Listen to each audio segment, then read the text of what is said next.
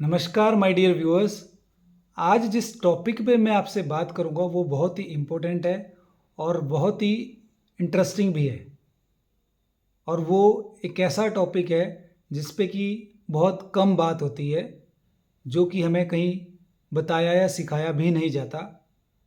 सो इससे पहले कि हम टॉपिक पे बात करें, अगर अभी भी आपने चैनल को सब्सक्राइब नहीं किया, सब्सक्राइब कर लीजिए और बेल आइकन को भी प्रेस कर लीजिए ताकि नेक्स्ट वीडियोस जो भी आते रहेंगे चैनल पे उसका नोटिफिकेशन आपको आता रहे। क्यों? क्योंकि हमने इस अवेयरनेस को वायरल करना है, इन वीडियोस को शेयर करना है ज़्यादा से ज़्यादा, ताकि ज़्यादा से ज़्यादा लोगों तक ये इन्फॉर्मेशन पहुँचे। सो आज का वीडियो इंटरेस्टिंग इसलिए होने वाला है कि आज अगर हम फैमिलीज़ की बात करते हैं तो फैमिली में एक सबसे जो इम्पोर्टेंट यूनिट है दैट इज़ पेरेंटिंग, और पेरेंटिंग पे आज बात होगी। पेरेंटिंग की जब मैं बात करता हूँ तो माता पिता होना अपने आप में एक बहुत बड़ा प्रिविलेज होता है। मदर्स डे हमने कल सेलिब्रेट किया, लेकिन अगर बात करें पेरेंट्स की एज ए यूनिट, तो पेरेंट्स का एक बहुत अहम रोल हो जाता है बच्चों की लाइफ में। और एक बात की तरफ आप ध्यान दीजिए कि अगर हम कोई भी काम लाइफ में कर रहे हैं, कुछ भी हमने करना है, तो हमारी जो स्कूलिंग है वो शुरू हो जाती है 3, 4 या 5 ईयर्स की एज से स्कूलिंग शुरू हो जाती है, और till the age of 25 and 30 हम स्टडी करते हैं। और उस दौरान होता क्या है कि हम अपने सर्वाइवल के लिए वो स्टडी कर रहे होते हैं या अपनी लिविंग अर्न करने के लिए वो स्टडी कर रहे होते हैं।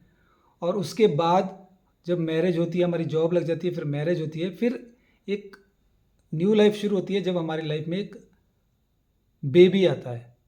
और जब बेबी आता है तो पेरेंट्स की रिस्पॉन्सिबिलिटी बढ़ जाती है। अब पेरेंटिंग को मैं रिलेट करूँगा, एग्जाम्पल दूंगा आपको, इंटरेस्टिंग एग्जाम्पल दूंगा, बहुत इंटरेस्टिंग, कि आपने कभी ना कभी लाइफ में एग्रीकल्चर की होगी, एग्रीकल्चर नहीं की होगी तो घर में सब्जियां वगैरह ज़रूर उगाई होंगी, फ्लावर्स वगैरह ज़रूर उगाए होंगे। तो जब आप एक बीज बोते हैं, जब आप एक सीड बोते हैं धरती माँ की गोद में, मदर अर्थ, तो उस बीज को मिट्टी के नीचे जब दबाते हैं तो उसके बाद रोल क्या होता है हमारा? जब वो बीज बोया होता है धरती बिल्कुल मिट्टी के नीचे होता है, तो उसको हम प्रोटेक्ट करते हैं ताकि वहाँ पे उस पर कोई ना आए, कोई उस पर जानवर ना आए, कोई उस क्यारी में या इस खेती में, क्योंकि जब वो अंकुरित हो रहा होता है तो उसका पूरा ध्यान रखना पड़ता है। जब वो स्प्राउट होना होता है सीड, और फिर वो जब वो ज़मीन से बाहर आता है तो एक छोटा सा पौधा, सेपलिंग, छोटा सा एक बेबी सेपलिंग निकलता है, पौधा निकलता है, और उसके बाद धीरे धीरे उसकी ग्रोथ होती है। अगर पेरेंटिंग की मैं बात करूं तो पेरेंटिंग भी कुछ ऐसा ही है। देखिए, शादी करने के लिए कोई एलिजिबिलिटी नहीं है। शादी करने के लिए कि लड़का जॉब करता है, लड़की जॉब करती है, या लड़का अच्छा अर्निंग कर रहा है, या लड़की भी अर्निंग कर रही है, या लड़का बहुत अच्छी अर्निंग कर रहा है, लड़की हाउसवाइफ है, ये एलिजिबिलिटी होती है। मैच मेकिंग होती है, शादी हो जाती है। अगर लव मैरिज होती है फिर तो अलग बात है, जहाँ जिद पकड़ के जहाँ राज और सिमरन दिल वाले दुल्हनियाँ ले जाएंगे वाली जोड़ी होती है कि मैं शादी करूँगा तो इसी से, या मैं शादी करूँगी तो इसी से, नहीं तो शादी ही नहीं करूँगी। तो उस केस में लव मैरिज में अलग सिचुएशन होती है, अरेंज मैरिज में अलग सिचुएशन होती है। लेकिन दोनों ही मैरिजेस में एक न्यू लाइफ आती है जब शादी के बाद बच्चा होता है। और वो होता कैसे है? एक्सीडेंटली एक न्यू लाइफ हमारी ज़िंदगी में आ जाती है, और उसके बाद हम एंटाइटल हो जाते हैं पेरेंट्स बनने के लिए, माता पिता बनने के लिए। लेकिन जो रोल है, जैसे मैंने आपको एग्जांपल दिया कि जब हम बीज बो रहे हैं धरती माँ की गोद में, और उसका जब एक, चाहे वो किसी भी, चाहे वो फल है, फूल है, या कोई फसल है, या कोई आम का पेड़ हम लगा रहे हैं, तो बीज बो रहे हैं तो उसकी प्रोटेक्शन करनी पड़ती है। और उस बीज के लिए हम क्या बोलते हैं? जब हमने बीज बोया हम उसको रोज़ बोलते हैं कि बाहर आओ, बाहर आओ, जल्दी ग्रो हो, या जल्दी बड़ा पेड़ बनो, और जल्दी हमें फ्रूट दो, और जल्दी हमें छाँव दो। वो अपनी स्पीड से ग्रो करता है, वो अपनी स्पीड से ही ग्रो करेगा। जितना टाइम उस सीड की जो क्वालिटी है उस हिसाब से ही वो ग्रो करेगा।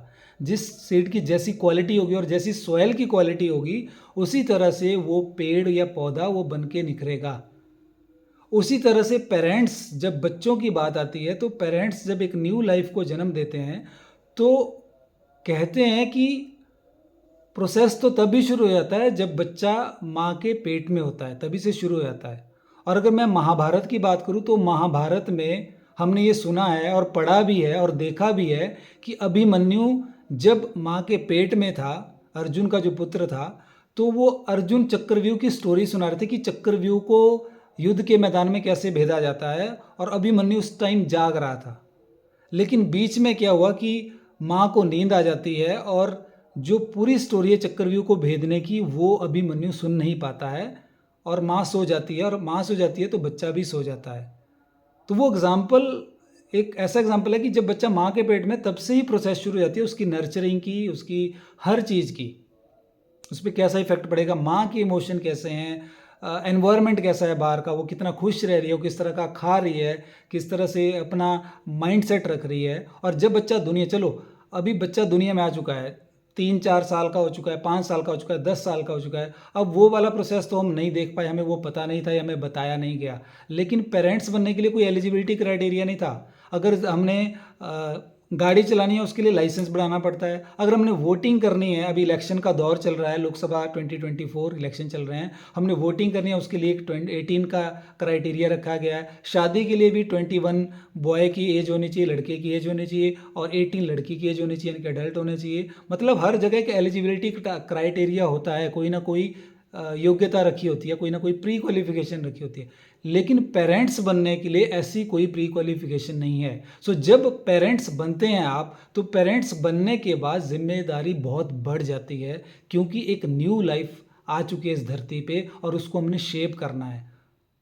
और उसको शेप करने के लिए हम उसको कैसा एनवायरनमेंट दे रहे हैं, क्या चीज़ें कर रहे हैं, वही जो एक बीज के साथ हम करते हैं जब हम फसल बोते हैं। अगर हमने एग्रीकल्चर किया तो हमें पता होगा, या एग्रीकल्चर नहीं करी है तो हमने घर में भी अगर छोटी मोटी सब्जियां उगाई है तो हमें पता होगा कि हम कैसे उसको नर्चर करते हैं। उसी तरह एक बच्चा है, उस बच्चे को बचाना होता है नेगेटिविटी से, उस बच्चे को बचाना होता है नेगेटिव इफेक्ट से सराउंडिंग के, उस बच्चे को सुपरविजन, उस बच्चे को सिर्फ प्रोटेक्ट करना होता है ऐसी चीज़ों से जिससे उसका फिजिकल नुकसान ना हो, जिससे उसका इमोशनल उसको हर्ट ना हो, जिससे उसका मेंटल हर्ट उसको ना हो।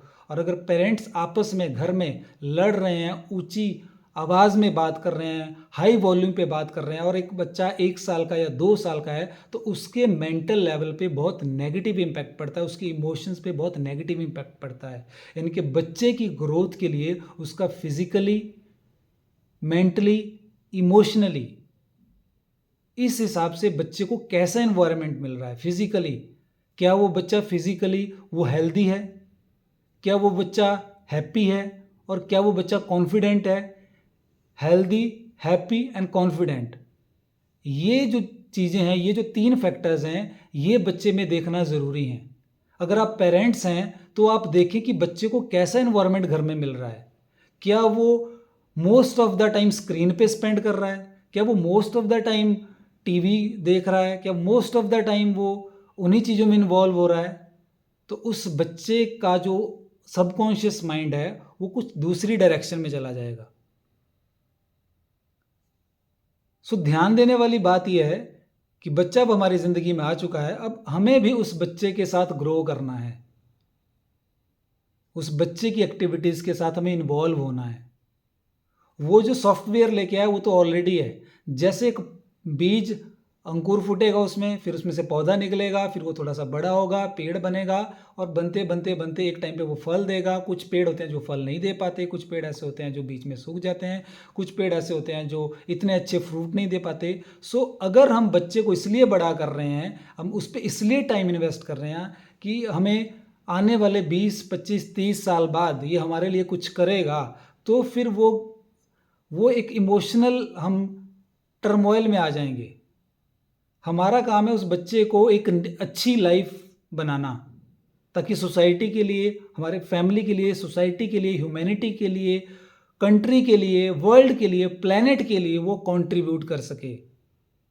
अब ये कोई टीचिंग्स वाली बात नहीं हो रही, एक अवेयरनेस वाली बात हो रही है। हमें एक्सप्लोर करना है पेरेंटिंग के उस डायमेंशन को जो हमें मिला है, वो जो रिस्पॉन्सिबिलिटी हमें मिली है, जो हमारी लाइफ में एक न्यू मेंबर आ चुका है, तो उसको हम कैसा एनवायरनमेंट दे रहे हैं, ये बहुत इंपॉर्टेंट बात है। सो मैं विश भी करता हूँ और मैं होप करता हूँ कि इस वीडियो से मैंने कुछ तार छेड़े होंगे पेरेंट्स के, और जो टीचर्स हैं स्कूल में, टीचर्स पेरेंट्स भी हैं, और वो बच्चे को पढ़ा भी रहे हैं स्कूल में, एक एनवायरनमेंट भी दे रहे हैं। और पेरेंट्स और टीचर्स हमारे स्कूलों में पीटीए होती है, पीटीएम होती है, पेरेंट्स टीचर मीटिंग होती है। तो उसका मकसद क्या है? मतलब हम बच्चे की उसकी एक्टिविटीज़, वो क्या कर रहा है, वो आजकल काफ़ी अवेयरनेस आ गई है, लेकिन फिर भी अभी भी जहाँ पे सिंगल अर्निंग पेरेंट है, इनके फादर अर्न कर रहा है, मदर अर्न नहीं कर रही है, तो मदर की रिस्पॉन्सिबिलिटी बनती है कि अपनी सारी चीज़ें छोड़ के बच्चों पे फोकस करे, बच्चों को एक अच्छा एनवायरनमेंट दे। फोकस करने का मतलब नहीं है कि बच्चों के सिर के ऊपर आप खड़े हो जाओ, नहीं, उसको एनवायरनमेंट देना है, उसको सपोर्ट करना है, ताकि वो आपका रोल एज ए पेरेंट क्या है कि बच्चा खुश रहे। क्या वो खुश है? क्या वो इमोशनली वो टर्मोइल में तो नहीं है? हेल्दी है आपका बच्चा? क्या उसमें कोई वीकनेस तो नहीं है? क्योंकि आजकल छोटे छोटे बच्चों में हेल्थ इश्यूज आ रहा है। आजकल छोटे छोटे बच्चों को स्पेक्स लग गए हैं, चश्मे लग गए हैं। उनका जो खाना पीना है, जो पैक्ड फूड वो खा रहे हैं बच्चे, क्योंकि मदर्स भी खा रही हैं तो बच्चे भी खा रहे हैं। तो आप एक वीक लाइफ क्रिएट कर रहे हैं, आप एक वीक ह्यूमन बीइंग क्रिएट कर रहे हैं एज ए पेरेंट। तो ये रोल आपको समझना होगा।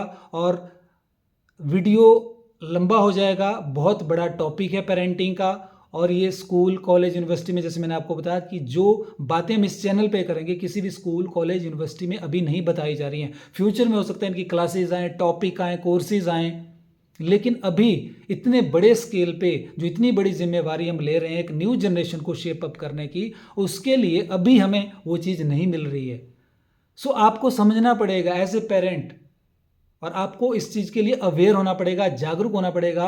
और बस मैं यही कहूँगा कि इस वीडियो को ज़्यादा से ज़्यादा शेयर कीजिए, इस वीडियो को ज़्यादा से ज़्यादा लोगों के साथ वायरल कीजिए, ताकि ये अवेयरनेस आए उनमें भी जो पेरेंट्स बन चुके हैं और उनमें भी जो पेरेंट्स बनने वाले हैं। सो मिलते हैं एक नए वीडियो में। Thank you, have a good time.